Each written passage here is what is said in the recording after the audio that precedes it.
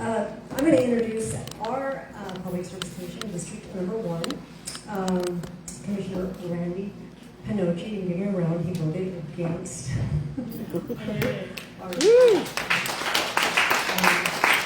Randy is a generational Montanan. He's from Butte.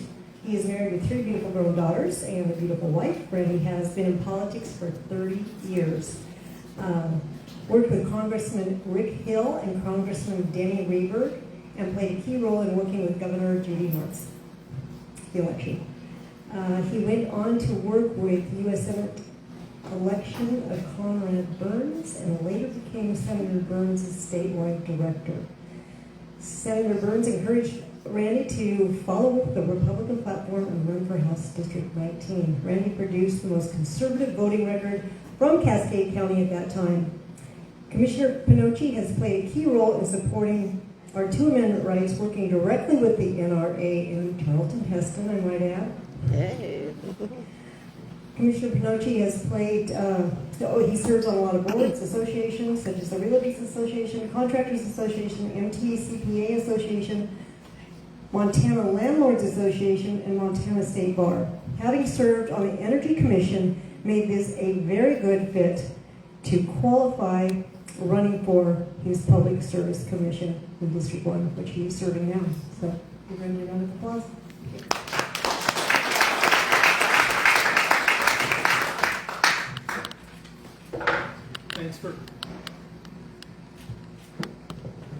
Thanks for having me here today. I have a large district, and I want to thank Custer County and Curry County for having me speak, and the other counties should do the same as what you're doing. All right, we're going to get right to the point on what we can do to cut your energy costs. The ideas I'm going to go over today, I'm going to ask for your help to make this happen. All right?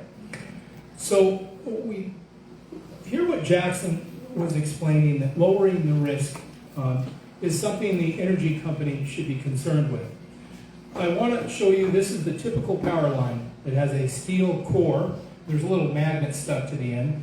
I want to pass that around and have each one of you take the magnet and go ahead and take it off and put it on. And there is new technology, a power line that does not have a steel core. It has carbon fiber core technology. Now, Boeing is making use of carbon fiber in building their new aircraft. It's lighter than any metal, and it's stronger than any metal. The military is using it as well. So if we start building power lines out of this, it becomes twice the strength, which would cut the fires in half. All right? Now, is this an issue? Denton, Montana, half the town burned down because of a down power line. And in California, we've had the worst disaster in the history of the United States with $50 billion of damage. I spoke in San Francisco as a keynote speaker on December 5th, explaining that if we use this, I can cut our fires in half. 2 weeks later, the fires started. But before that, we had fires in California doing billions of dollars of damage, and the power company went broke, and the insurance company now says, well, we don't think we can insure utilities. If we want to lower risk, we simply go to the best quality line that's available, and I'll lower risk. So I have a bill I'm working with in the legislature, Senate Bill 301, that really says that we have to start using this power line. Now, this government's your government, and you get the government you deserve. I want you to demand that this is the only power line that we use. Several companies make it, and it's this simple. My goal is safe, reliable, and affordable. You have to discontinue the use of steel core power lines in favor of carbon fiber. Also, inside the carbon fiber, we're running fiber optics, which allows us to measure temperature in the line, so we know what the temperature is. And if it's too high, we can cut that voltage down. Or if we need to route more power through the line, we can increase the voltage in the line. More importantly, if a bird is building a nest in a tower or on a structure, the power pole, we're able to identify where that nest is and remove it before it starts on fire. Some of our birds can carry a 4-foot branch building the nest. If it hits the 2 lines, it bursts into flames, drops on the ground, and then starts a fire. But what if we're having a damaged line? that's weak and about ready to break. We can sense through resistance where that is, and we can send a repair guy to fix it. Thus, we might cut the fire risk by more than 50%. And who's going to pay for the $50 billion of fire damage in California? Chances are they're going to say, well, federal taxes are going to have to come in, and you're going to wind up paying for that. So a person may say, well, are we really going to see any savings? Look, if I cut the fires in half, of course we're going to see millions or billions of dollars of savings. And we'll probably save some lives. Down power lines happen somewhere in the country practically every day. If I can cut that in half, you'll save. And who pays for the fire department? You do. It's really connected to your energy bill. But there's a little bit more. Power lines leak electricity like a garden hose with holes in it. It just radiates out. This new technology cuts line loss between 20 and 40%. A person said, well, does that add up to anything?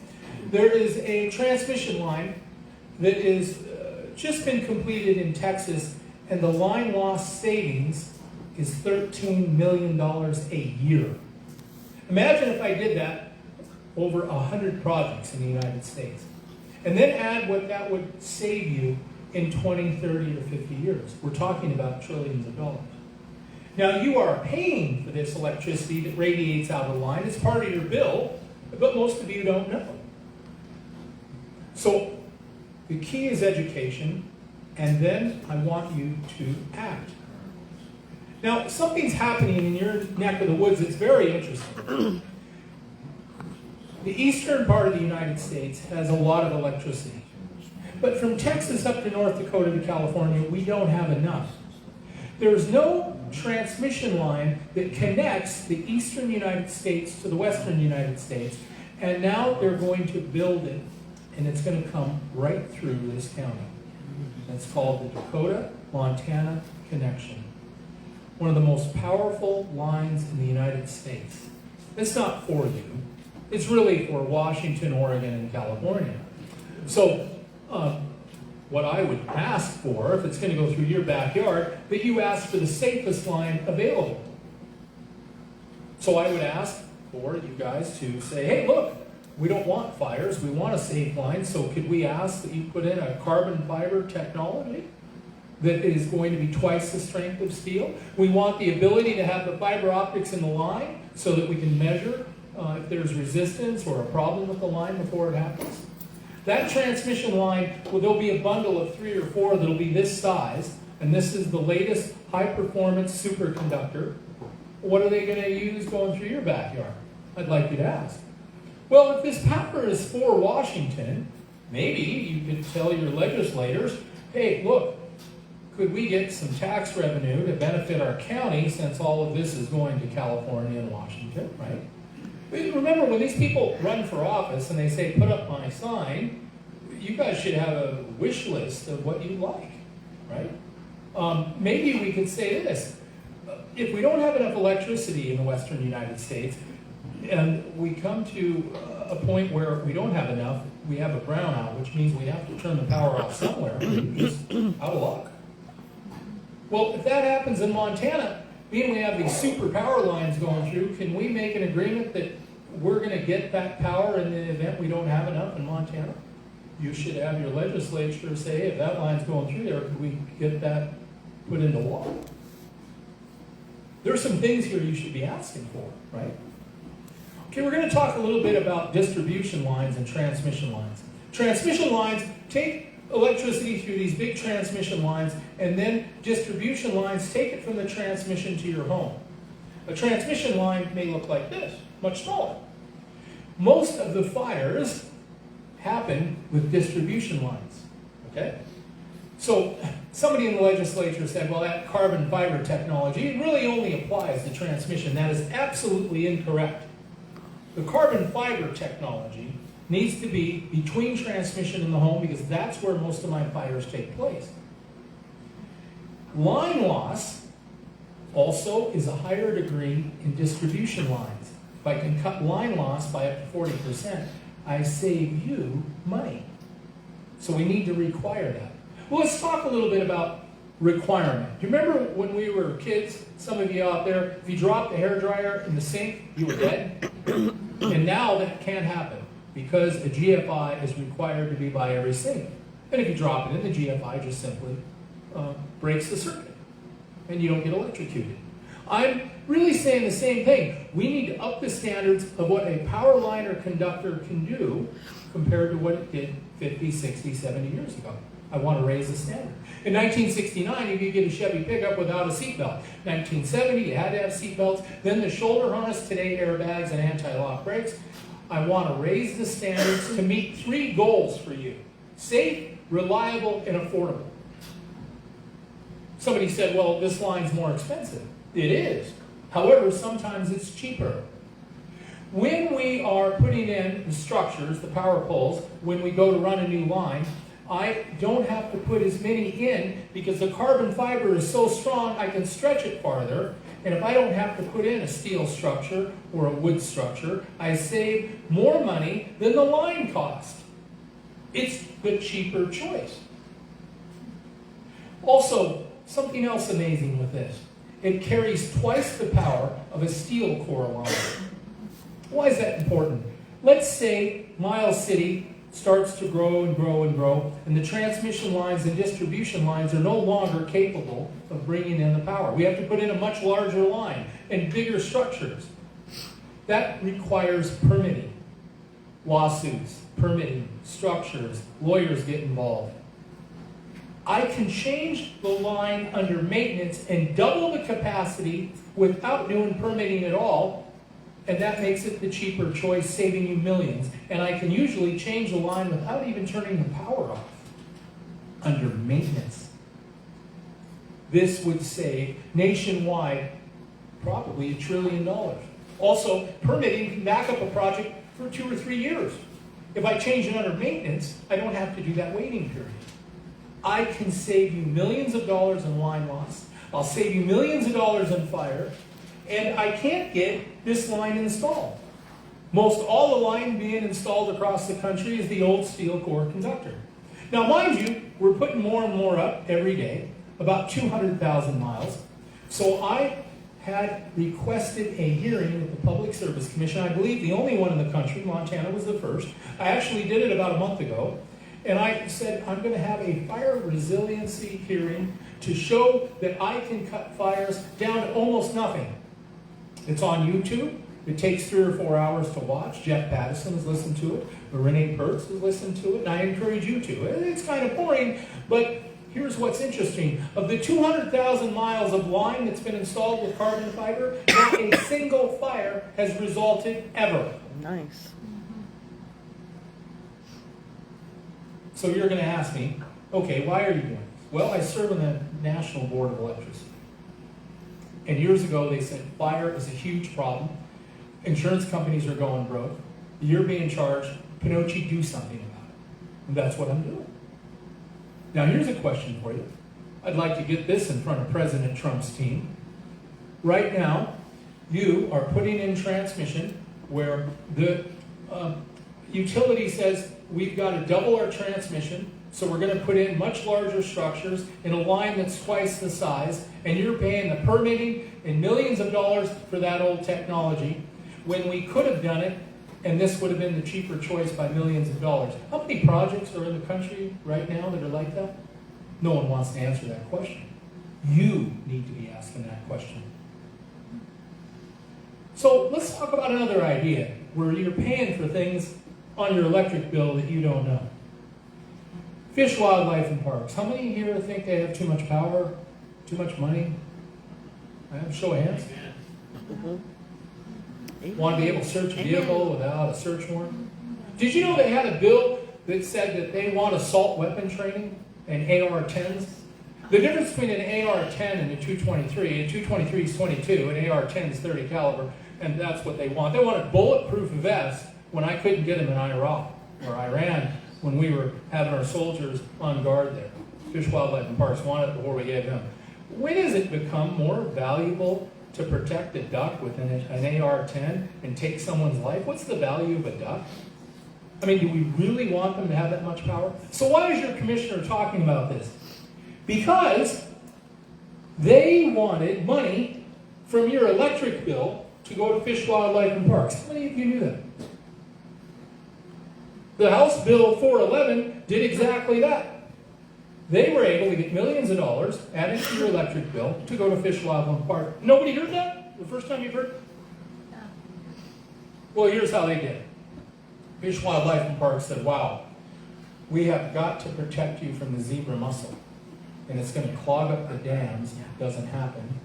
So they went to Northwest Energy, had a bill called House Bill 411. I have a copy of it here.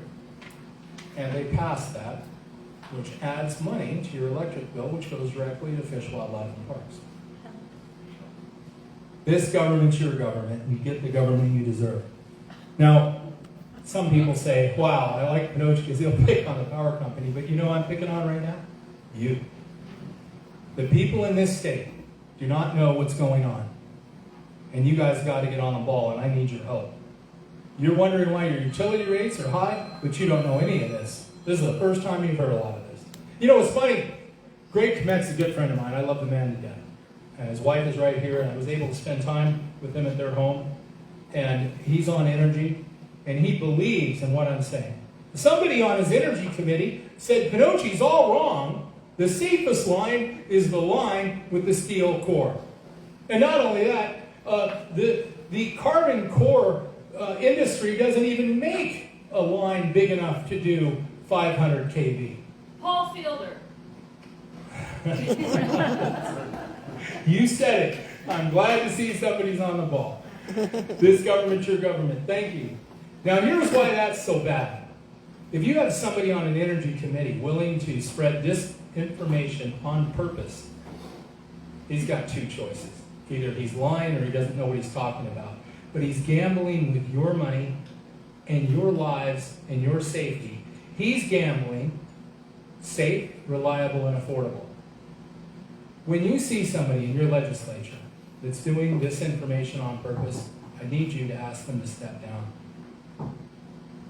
Because you know what? This job comes with some responsibility. And I take that serious. We'll get to questions in a minute. So, I want you to find out if we're still giving money to Fish, Wildlife, and Parks that's added to your energy bill, and I want you guys to really make some complaints. I mean, you've got to get a hold of what the heck's going on in Helena so you understand what's going on. You need to start asking, if we can look at something that's going to save us millions of dollars and protect Montana, then you guys got to ask for it. If they're going to put big transmission lines in your county, you should ask, are we going to get some additional county taxes before we do this? Are we putting up the safest line? Because this is going to be one of the most powerful lines in the country. There's talk that this line could be 1,000 kV. I mean, that is incredibly powerful. But you wouldn't know that, right? This interconnection is going to be responsible for electrifying huge cities going through Montana. In the event we need the power, shouldn't we be able to raise our hand and say, hey, we'll let you do this, but can we get rights to that in the event we need it? Oh, here's a question. What if the electricity going through these lines is cheaper than the electricity you're buying? Wouldn't you like to say, can we get that in the event that happens? This is your government, right? And Greg Komet's, this is happening in his backyard while he sits on energy. This is a very exciting time for this county, right? And another thing that I want you to ask for. We generate electricity with coal, with hydroelectric, with solar, with wind, with natural gas. Which is the cheapest power? How come you're not asking the commission, look, what's the most expensive energy and what's the cheapest? Would you please do that? And then demand that we don't produce energy that costs you more? Have you really thought about that? I want you to start asking those questions. Because you know what? There is a price difference, right?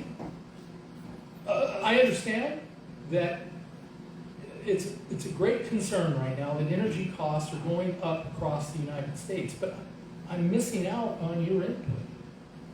I'm an elected public service commissioner. A lot of public service commissioners in the country are appointed. Did you know there was a bill in the legislature that would have me appointed by the governor? Let me tell you how that would work. The commissioner's not going to care about what you want. He's going to be on the phone saying to the governor, you appointed me, what do you want me to do tomorrow? Were you aware that they wanted to take away your elected commissioner and have one appointed? Then who's going to be your voice? The bill died. Greg Kometz helped kill that bill. Awesome. And I can't thank him enough for that. Woohoo. All right? Yeah, good meds. All right. So those are some issues. Now, I will stay here until the last person leaves.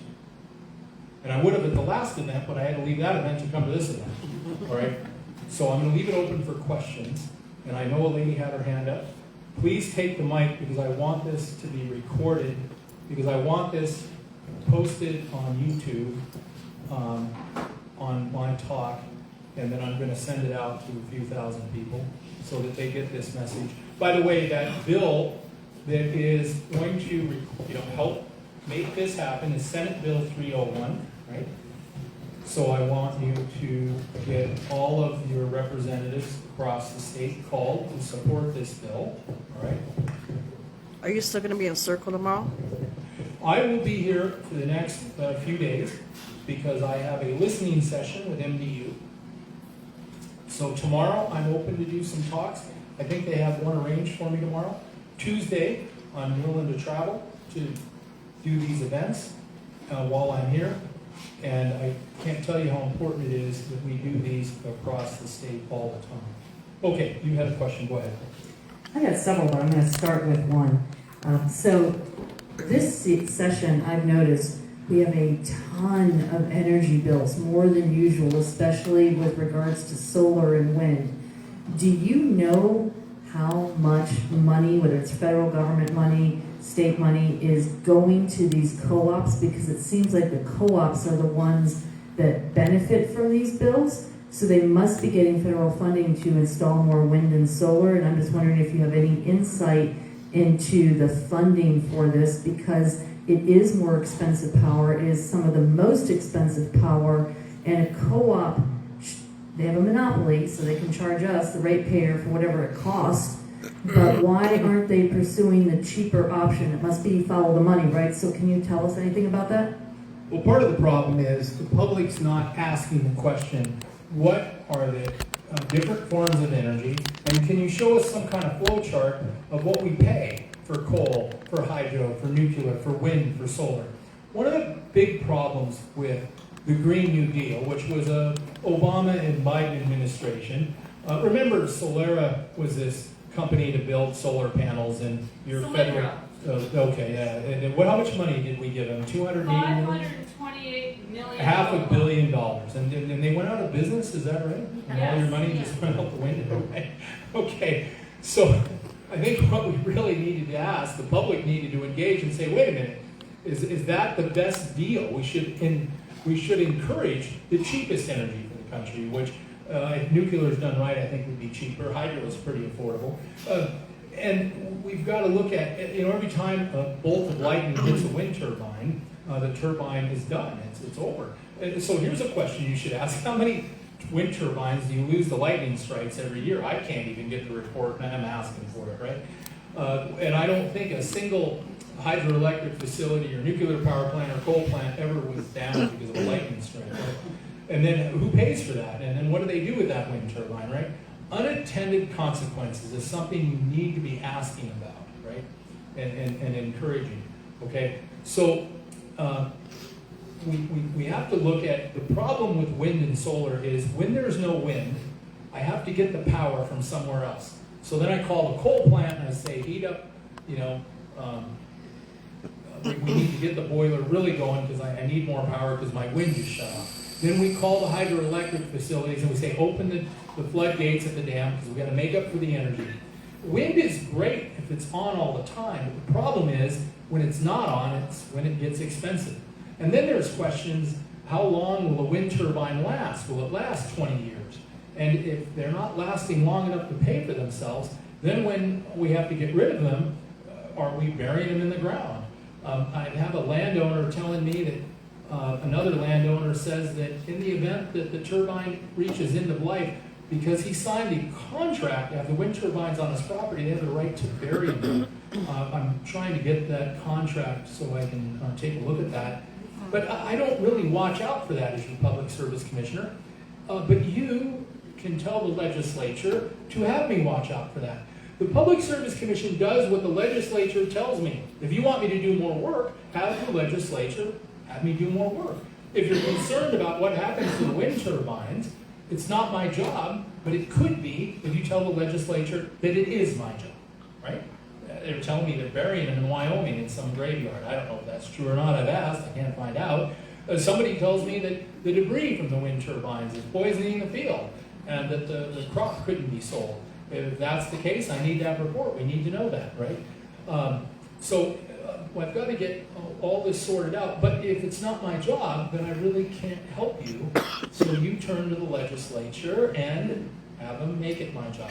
So Phelan has a bill on wind turbines, and he mentions the Public Service Commission, but he didn't say what we need to do as the Public Service Commission. So I need you to get with Phelan and add a couple sentences to say, okay, this is what we want the Public Service Commission to do, and then I can roll up my sleeves and do it.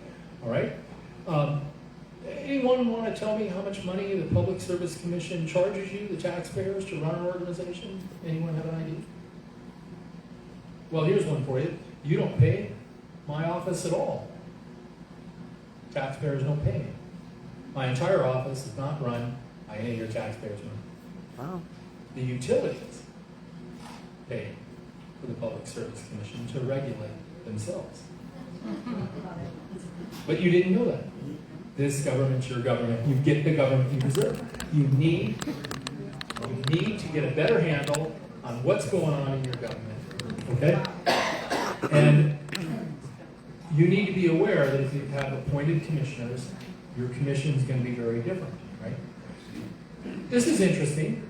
When we have testimony at the commission and questions do come at the commission at hearings, which isn't very often, my district is the most active.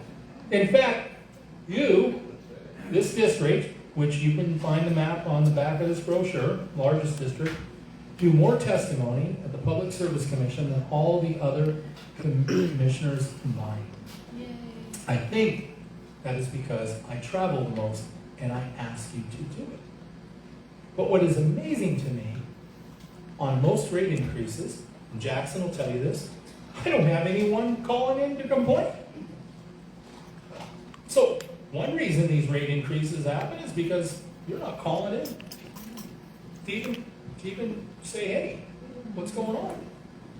And every single meeting is on YouTube.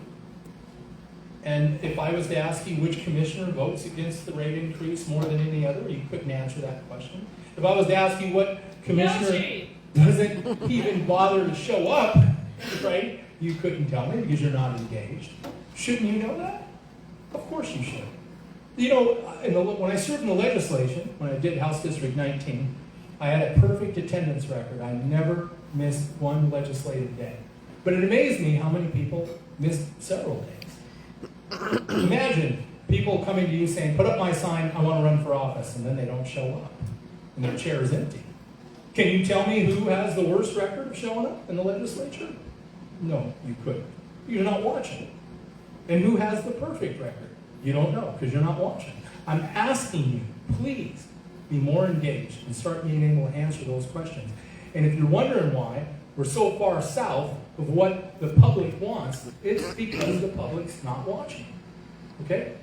Let's take an idea of what the public wants and what the legislature is doing.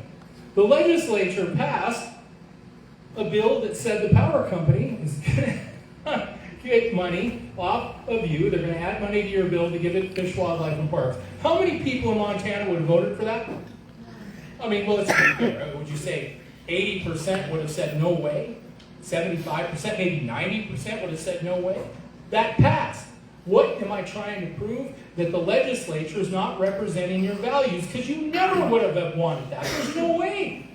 This sort of thing happens in the legislature all the time, where they pass bills that you, the public, certainly doesn't want. They had a rules meeting here in December. Could Zoe Zephyr, the transgender legislator, use the women's bathroom? How many here think that a transgender guy should not use the women's bathroom? Can I have a show of hands? All right. Now I'm just curious, is there a show of hands that people think he should use the women's bathroom? Is there anyone in the room? Okay. Okay, that's fair. One vote. All right. Well, that passed. My point is, the majority of Montana would have not wanted that. And let's talk about unintended consequences. Now, any man, a sexual predator, for instance, can go to the Capitol, wait for a young lady to enter the room, and use the bathroom, and it's legal for him to do that, and he can accidentally expose himself. Was that the intention? Nobody would want that. Unintended consequences, right? It wasn't just for Zoe Zephyr, it's for any guy. But the question is, how could your legislative body vote for that when the amount of Montana would have said no? Okay? This is an example of not representing the people. And the reason that's happening is because you're not engaged enough. There should be, let's be fair, how many people voted in the primary? Tanner and I ran against Greg Gianforte because he had the highest tax hike in the history of Montana. County taxes went up all over the place. More than your increase in wages. Look, if you're going to raise taxes higher than the increase in your wages, here's what they're telling you. You're going to live on less than you did before. Why would you want a government that would raise taxes higher than your increase in your wages? That is out of control spending. When Greg ran for governor, he said, I'm about lower taxes and smaller government. When Tanner and I ran in the primary, less than half the people even voted in the primary. What are you doing? Less than half? And then you come to me and you complain that the rates are high for electric, for taxes. You had a choice and you're not engaging. Yep. So it's easy for me to pick on government, but it's not so easy for me to pick on you, and that is exactly what I'm doing. You guys have got to do a better job, and you have to tell your neighbors to. Okay, another question. Yes, sir. So I think my understanding is that all the local co-ops have to have a certain amount of renewable in their portfolio. Is that true? It is. And boy, I'm glad you asked that question. The Public Service Commission does not regulate cooperatives, but some other states went to the legislature and said, you know what? We think the Public Service Commission would regulate the cooperatives better than the federal government, so they changed the law in some other states to allow the Public Service Commission to regulate cooperatives. So when it comes to a cooperative, I don't have a say. And while I'm on that subject, I have companies, 2 or 3 of them, that are looking for pilot projects at your local cooperative that are willing to donate this line to show that it can outperform steel core. So please get with your cooperative and get with me so I can help coordinate a pilot project, okay? And I've already got this going with one cooperative. So sir, please get with your cooperative and check on that. Go ahead, what's your next question? So I guess the thought behind that is why, and my understanding that about 30 years ago, hydrogen was delisted from renewable or green. So we have one of the largest dams in the world in our area, and none of the power from that is being able to be used for so-called green energy or to Makona Electric. They're coming tomorrow. I'm going to have a meeting with them, and I'll run your power line project past them. But I think it's inconceivable that we have Fort Peck Energy and Makona Electric can't use that energy for their quota for their green. And I guess I'd like to know how we would go about getting that changed. I think we turn to the legislature again And we simply tell the legislature to introduce the bill that says it has to be recognized as green energy. Rain falls from the sky, snow goes in the mountains, and when it melts, one reason we put in dams was to control flooding. Because when we have the melt off, we have flooding. We put in the dam, we can then dam up the water, control the flow, right? And then when summertime hits, we can let that water out. But at the same time, if you put a turbine there, it's kind of important. The reason I'm explaining that is Gibson Reservoir, not far from Great Falls, was designed to generate electricity, but at the time they built it, we really didn't need any electricity, so they didn't put the turbine in. And now I want that turbine put at Gibson. I do not generate enough electricity to supply Montana, and when I bring it in from out of state, sometimes we have to pay 10 times more for it. By the way, when I call and say we don't have enough power, we have to bring it in from out of state, I have no say in what we pay for it. And when I buy it from Washington, say from Bonneville, or from Oregon, we pay through the nose for it. So if I generated more electricity in Montana, I would bring the price down. So how about we build another dam? Well, funny thing, it seems like environmentalists won't let us build another dam. But what happens when I build a dam? Well, let's look at Holter Lake. There's thousands of homes around it, millions of dollars of real estate. We do water skiing. The ducks and geese love it. We have fishing. We have snowmobiling on the ice. All things great happen when we build a dam, right? And I want to put one outside Fort Benton. Fort Benton would probably explode, and we'd sell more boats, and I generate more electricity. This is everything positive here, okay? But I need your help to make this happen. And if we don't like the way something is, introduce a bill. And these legislators, you know, they come here and they speak, and I come and listen to them. And you know what amazes me is when I was raising my kids, when it came time for Christmas, I had no problem with them coming up with a Christmas wish list. But when you guys have somebody speak here, you're all pretty quiet. You should be asking for all the things that you like when they're running for office.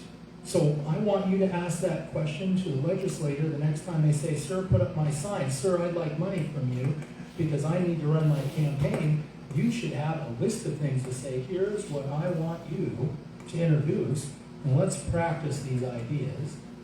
And if they can, you know, be good common sense, then they should pass. So I guess that's the best way I can answer that. Any other questions? Yes, I have a question for Jackson over here. So during the last MDU rate increase proposal, Jackson's group was excellent at developing and handing out postcards so people could contact the PSC. And I was just going to ask Jackson if those will be available again. All that you had to do was write a little note to the Public Service Commission, put a stamp on it, it was pre-addressed. It was an easy solution. Go ahead. Yes, sir. Yes, we will be printing postcards, and I'll probably send a lot to Mary Catherine, so she's your person to probably go get them from. And I'll bring them myself, so. Awesome, yes, and talking about nonpartisan efforts, I didn't realize during the last MDU rate increase proposal that Mary Catherine was walking on one side of Main Street, and I was walking on the other side, and we were handing out cards, so we can do this if we work together. I have a brochure, tips for submitting public comments. I have a brochure I brought 2 or 3. Also, I want to let you know that I'm termed out. I'm a judge. A lot of people don't realize your public service commissioners are judges. When I talk about a rate increase that is before me, I can't encourage you to vote for it or against it. I encourage you to voice whether you want me to vote for or against it, okay? And somebody called in and said, "Hey, they're making record profits. How can you give them a rate increase?" And I want you guys to work on that. And somebody here may say, I want the rate increase because I don't want the power company to go out of business, right? And some people say, well, they're making too much money, so don't give them the rate increase. It's important you understand I'm a judge and I have to look at all of the facts that are brought to me to make a decision, right? So that's how that system works. Now, as a judge, it's kind of odd because I have term limits. I can only run 2 times, and I only have 2 years left, but I'm the only judge in the state that has term limits. That seems awfully odd to me. Also, all judges are nonpartisan. They're not Republican or Democrat, but your Public Service Commission judges are Republican or Democrat and have to pick a party affiliation. Can you explain to me why you allow that? You know, it's a funny thing because judges are making law from the bench, and they really should have consequences when they're caught doing that. Now, I'd like you to introduce a bill that says, hey, if you're a judge and you make law from the bench, you don't follow Montana law. A judge is supposed to look at Montana law and say, okay, this is what the law says, so here's what I'm going to judge, and here is the punishment listed in Montana law. But sometimes judges just forget the law and make law from the bench. You need a legislation that says if they do that, you can have them removed. Would you please do that? And also, if I have to have party affiliation, all judges should have party affiliation. If I have term limits, all judges should have term limits. Why is it that I don't? Well, part of it is you don't even know. Most of you don't even know that I am a judge, right? And the proof that I'm a judge is if you don't like my decision, you can take it to a higher court. The proof that I'm a judge is I can't tell you whether I'm for the rate increase or not until after I've listened to all the facts. And I need you to call in and say what it is you'd like me to do, because it's the public that makes a big difference.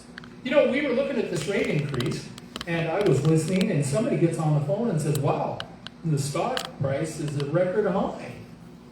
If we had a record high stock price, why aren't they doing a rate decrease? If that testimony wouldn't have happened, you know, it would have been probably a situation where I would have voted for the rate increase, right? This testimony is so important. That question now, I want to investigate it. I need your help. I need groups like Northern Plains Resource Council. I can't thank Jackson enough for being here, and a slideshow presentation I think was fantastic, right? Your testimony, whether it's for the increase or not, is really important. So thank you for that. Also, Jeff Pattison in the back of the room is running for Public Service Commission to replace me because I'm termed out. He's the guy, you've got to hold his feet to the fire. You better be getting with him and saying, look, buddy, what are you going to be doing if you're going to be my Public Service Commissioner? How are you going to answer these questions, right? Are you, Jeff Pattison, going to come here and speak? Is he going to speak at all the counties that asked him to? You know what's amazing to me? Is I've been in politics for 30 years, and I bet you that in my district, there's probably a dozen counties that have never asked me to speak. Okay. I was a U.S. Senator, statewide director. Why? How can you explain that? And thank you for having me come speak, because you're willing to engage, right? So that's important. Go ahead, next question. This is for Jackson. Would your organization be willing to pursue a private sector evaluation or audit of MDU to see where their money is going? Because some of us feel they have multiple corporations, and just like when an individual goes bankrupt and they try to hide their assets, you know, give them to their kids or their mom or whatever so that they can claim that they're broke.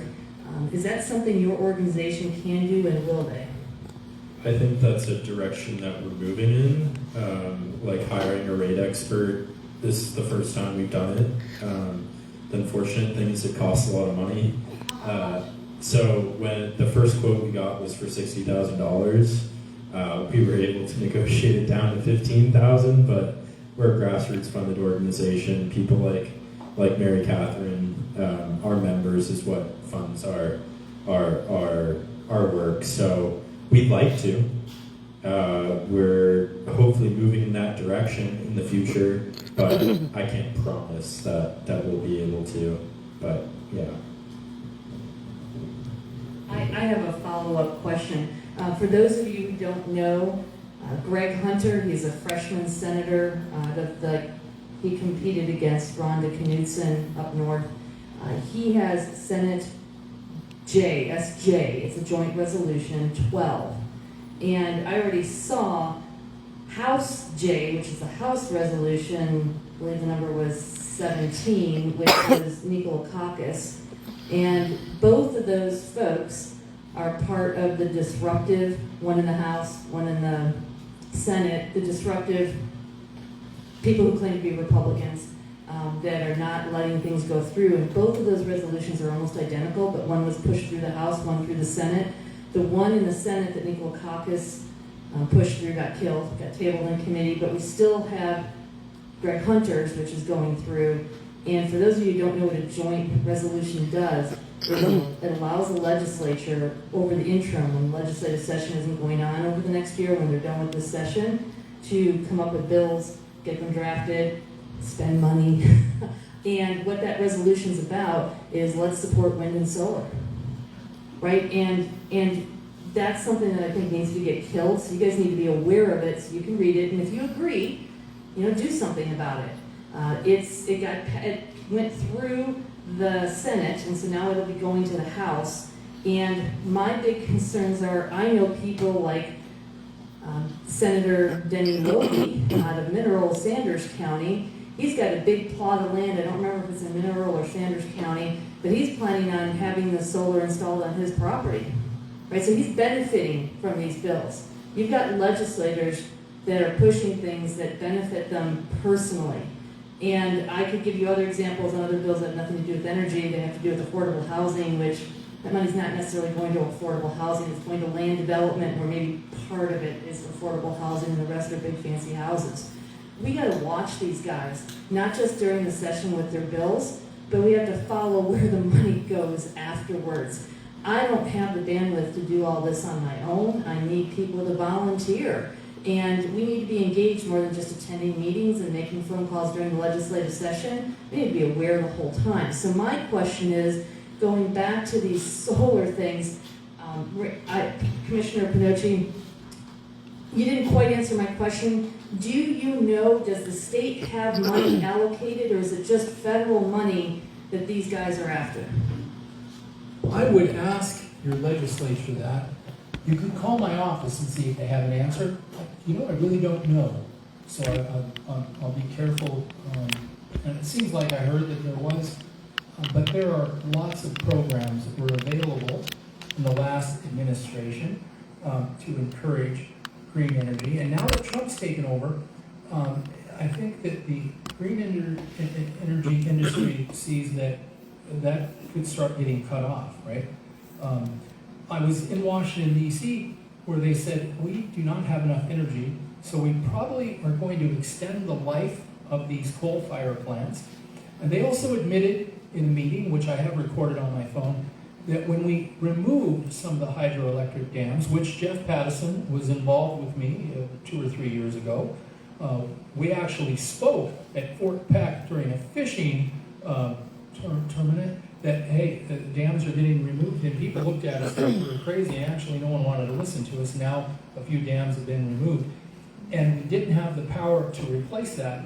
So when we remove a hydroelectric dam or close a coal-fired plant, and we don't have the power to replace it, your rates went up. You want another way to look at it? Your rates went up because we closed power plants. You need to squawk about that. Now, if I turn Colstrip Unit 1 and 2 back on, and we maybe have to put a couple new turbines in and do some refurbishing and get it back online, your rates will probably go down. If we add the turbine at Gibson, that would help keep your rates down. The bottom line is, Montana should be an energy exporter, not an energy importer, and I would bring your rates down if we could be that. So encourage more energy production, and I promise you, I'll have a cheaper rate for you. And we'll protect ourselves from a brownout, right? And it would be nice to send energy to Canada, to Wyoming, to Oregon, and check with my commission if our utilities profit from exporting energy, the ratepayer shares in those benefits. That's some other legislation that we could improve. If we could be an energy exporter, you could have some legislation that says the profits have to be shared with the ratepayer more so than they are now to bring your rates down. Huh? Here's an idea. You're all concerned about your energy rates. How many of you sat down with the legislator and said, let's do a bill that'll help ensure we have lower rates? How come you're not doing that? Before the session starts, you should have Pinocci here saying, you should be working with the legislation to introduce legislation that'll help lower our energy costs. How come you don't ask me that? How come you're not asking your legislator that? The legislation has tremendous power. Start using it. Yes. My question concerns... Oh, better than that. Sorry, thank you. My question concerns the power lines. You know, the campfire in California in 2018. Oh, thank you for asking. Down power, well, a single hook, a faulty hook. Lahaina down power lines, Texas down power lines. The cause is still being evaluated in California. Billions of dollars of damage. Is there anybody, any agency, or who checks the lines to make sure that they're maintained? And is there an organization, or is it up to the power companies, and do they do a good job? Well, thank you for asking that. There's so much information I want to cover. I certainly don't have enough time, but if you ask the question, then I can go there. Right? So let's talk about this. Let's say you guys like a house, and you buy a house here in Miles City, and you're moving in, and you're moving stuff around. How many of you ever asked, wow, the wiring in the walls, when was it installed? You know, if you plug something in and it works, you really don't seem to care. Do you know that there are homes that are 100 years old with 100-year-old wiring in it? I have power lines all over the state that are 100 years old and made in the late 1800s.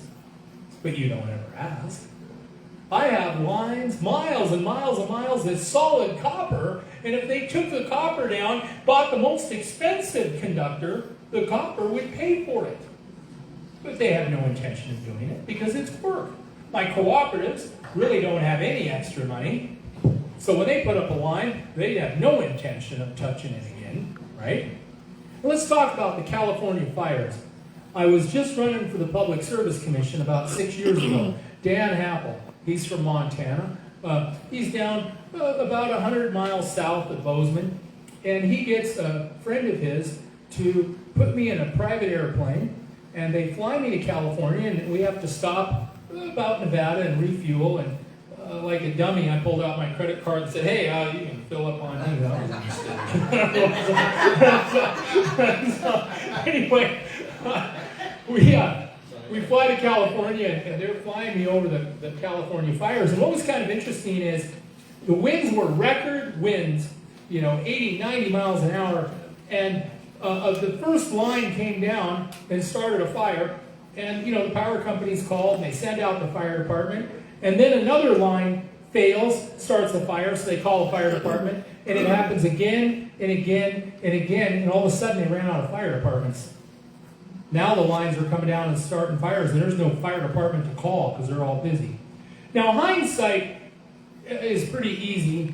So Pinocci comes back to Montana and said what they should have done is turned off the power to the whole grid. And then there'd been no power, and then the line failed and fell to the ground, it wouldn't have started a fire. Well, that's pretty easy for me to say. So I told Northwest Energy, if this happens in Montana where we have record dry conditions and record winds, when the line goes down in another line, you just shut the grid down. It would have saved billions of dollars, and they would have saved lives. Safe, reliable, affordable, my 3 goals, right? So that was one of the problems in California, and a lot of those lines were aging lines. The steel core line stretches and has sag because steel stretches and the line gets longer. When the sag's in the line is weaker. Also, when the lines sag and the wind blows them, one line can touch the other line when they're blowing in the wind.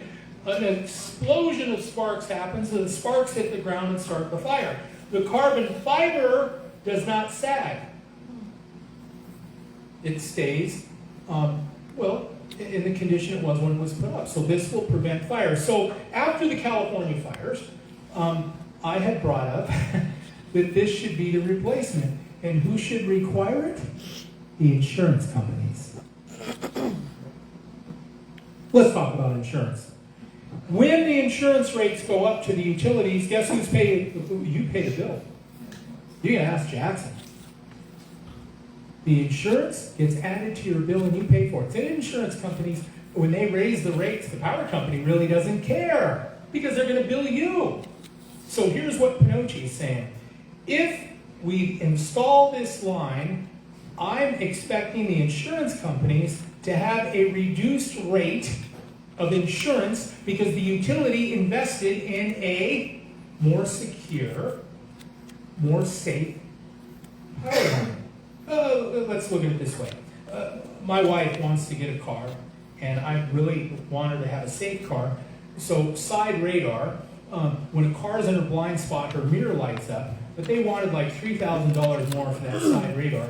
But by God, every time we drive, and every one of you in this room have done it, you pulled into the passing lane and there was a car in your blind spot and you almost got in an accident. They honked the horn and they were paying attention and moved out of the way. So if you have side radar, your mirror tells you that. Your insurance company gives you a lower rate because you have side radar. The insurance company should give a lower rate to the utility that makes an investment in a safer line, thus saving the ratepayer money.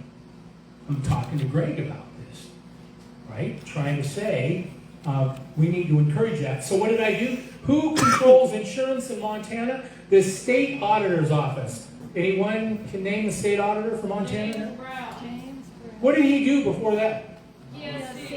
Serving right next to me. And he was a great commissioner. So I tell James the other day, can you encourage the insurance industry to lower the rates if they make the investment in this line? And if we had this line, I don't think the fires in California would have happened. Remember, 200,000 miles of this line has been put up and not a single fire. So then I tell California, so I sit on the National Board of Energy, they invited me to be the keynote speaker December 5th. If any of you would like the article, Renee Kurtz could give it to you. Greg Kometz has it, where they did this big article, Pinocci Speaks in San Francisco. I swear to God, I get ready to stand on this stage to speak in San Francisco, and the earthquake happened. Boy, I had everybody's attention when I got on the stage. And they decided to go forward. So the earthquake on December 5th, it happened just when I was getting up to speak. And I explained with the California fires a few years ago, we need to raise the standard. And I'm asking everybody in the room, okay, this meeting's recorded. They did a national article, and it's even, the article was in Paris. The article's in London, England. That Pinocci wants to raise these standards to cut the fire by more than in half. But I think it's more than that because we have the communications inside the line. So I coined a phrase in San Francisco calling this the smart conductor because it has fiber optics, which AI technology could plug into. So a person will say, oh, you're going to throw around the word AI technology. How is AI technology going to work in a power line? All right, I'm going to take you off into the weeds a little bit, and I hope you stay with me. Let's say the power goes out in Miles City, and we have some power lines coming in from Billings to charge Miles City, and let's say we have some lines that come in from Bozeman. And the line's down, and I can get more energy through the back door, but I just can't turn the voltage up because the line could melt and cause a fire.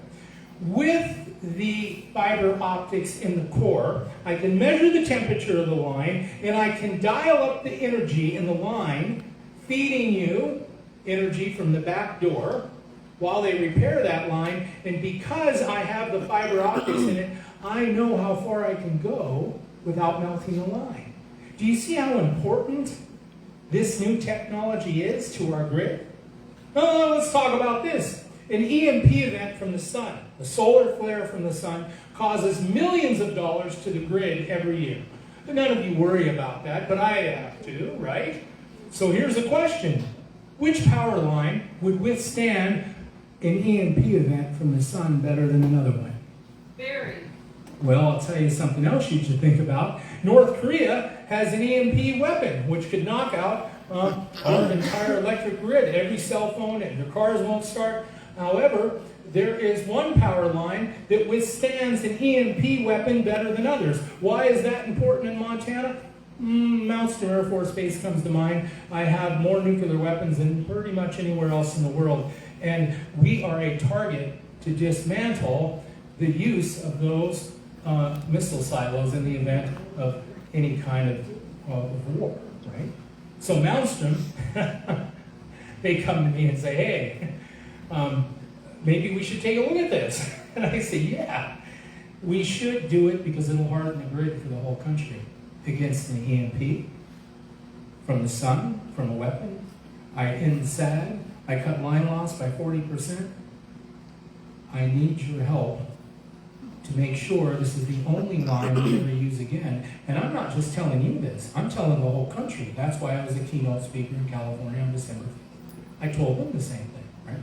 So are you saying we need legislation to get this Ha! I done? can't get the power company to put it in.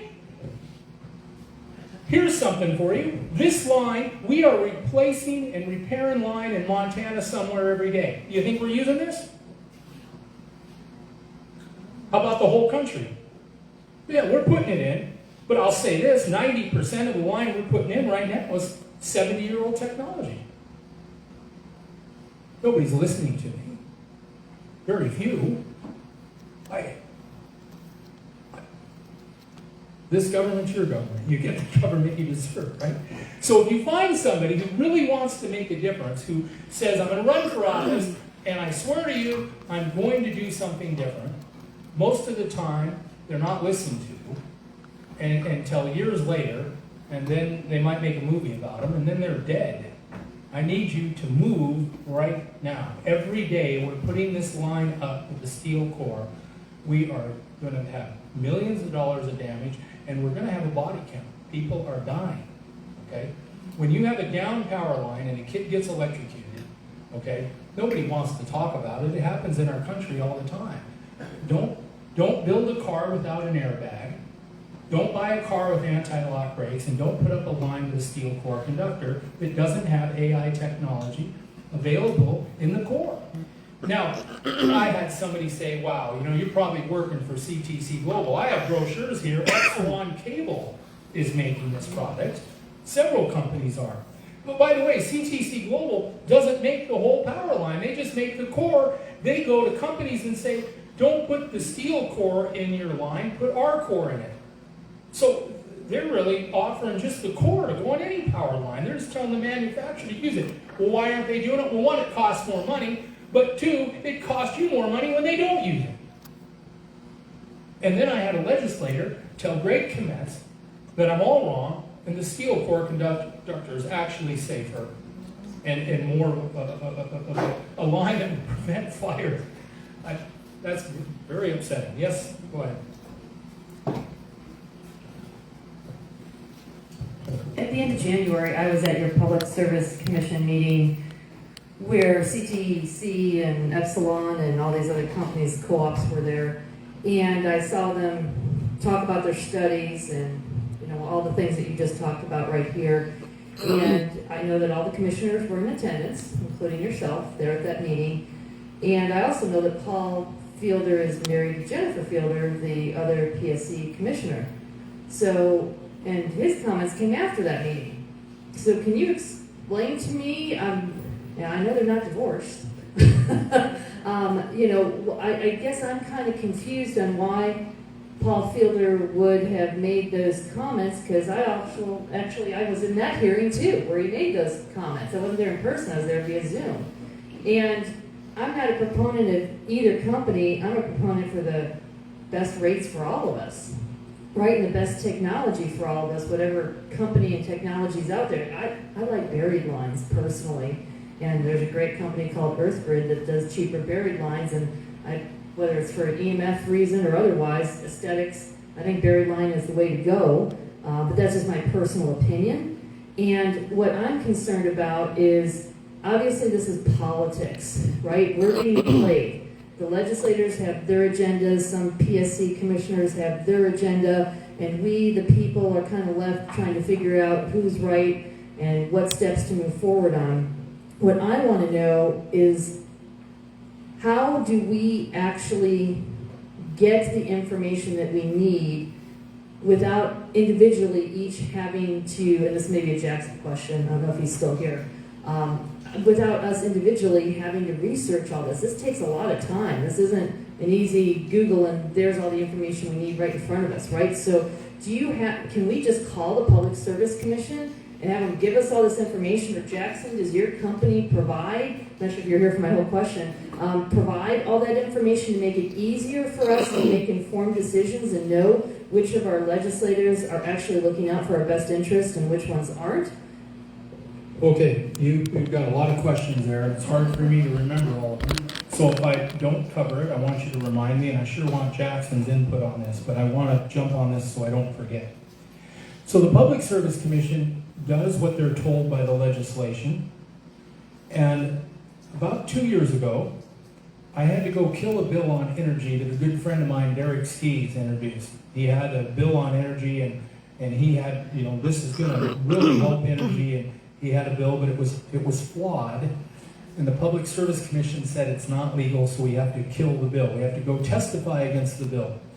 And let's get Pinocci to do it.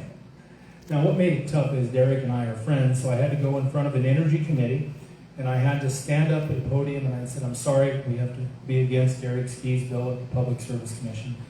And he was hurt, and he was mad at me, and it hurt his feelings, and he was a friend, right? So I came up with this idea that the next time we're going to start a session, I want a letter to go from the Public Service Commission to every legislator in writing to say, if you have a bill on energy, please work with my office. Now, the other day, I brought that up. Some of you were online. I think Renee Pertz was there. And I said, we really need to work with people who have an energy bill. And the commissioners voted me down. And I reminded them that we sent out a letter saying we'd do that.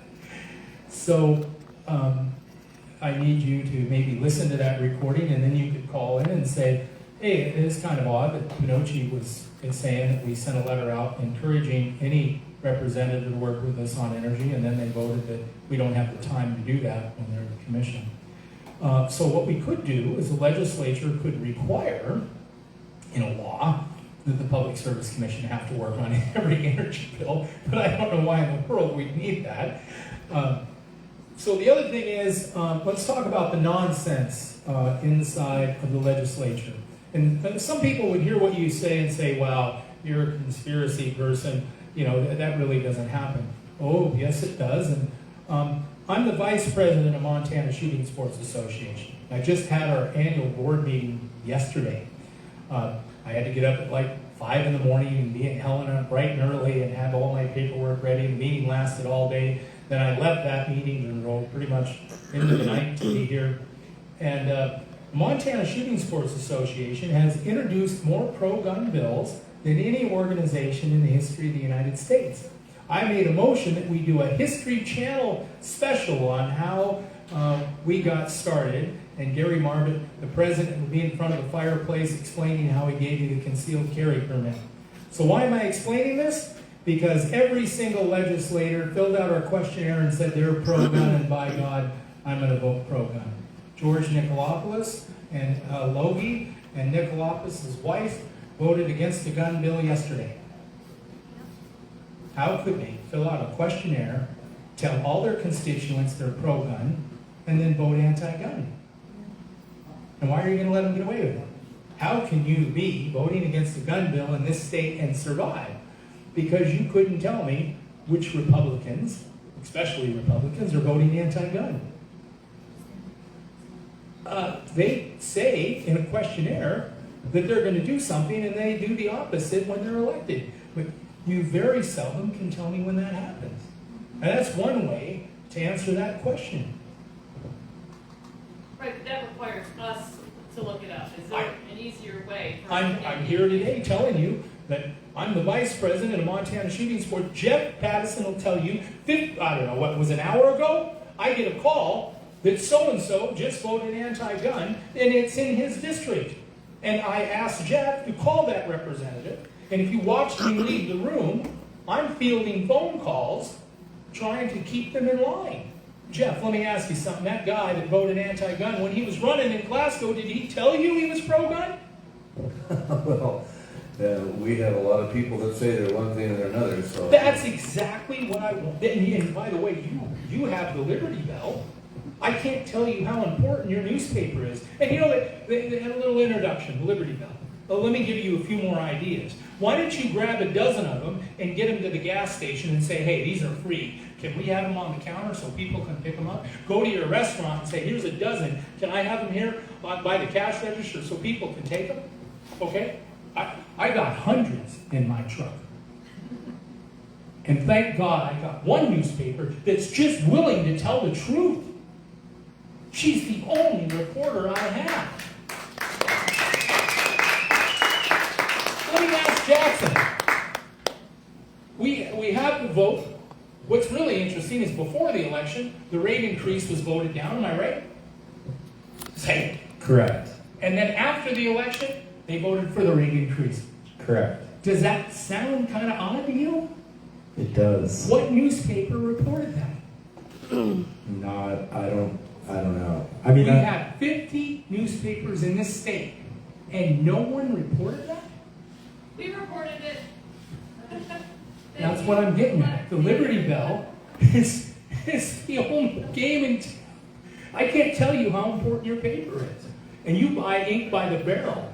I depend on the press the most. What I'm telling you, every single reporter in this state should be reporting. I just explained to you how to lower the rates. I'm asking you, I'm giving you the information, but there's no paper that's going to report this. Well, did we learn a lot tonight? Okay, we have got just amazing things and out there to do. We've got to make a stand. This information we found out was mind-boggling. So thank you, Commissioner Pinocci. Oh, Randy. I want you to guys to know that we're going to call the meeting, but if you still have questions for these guys, both Jackson and Randy will still be here. Grab them and ask them your questions. So thank you so much for coming out tonight. Now, before you run off, Okay. I'm supplying this book. This book has every legislator, every picture, every phone number to every legislator, okay? And my business card stapled to the outside of it. The reason I supply this is because I want you to engage, okay? And I swear to God, I think I'm the only elected official that really pitches this to happen. And so this government's your government. You get the government you deserve, okay? Make those calls. Thank you.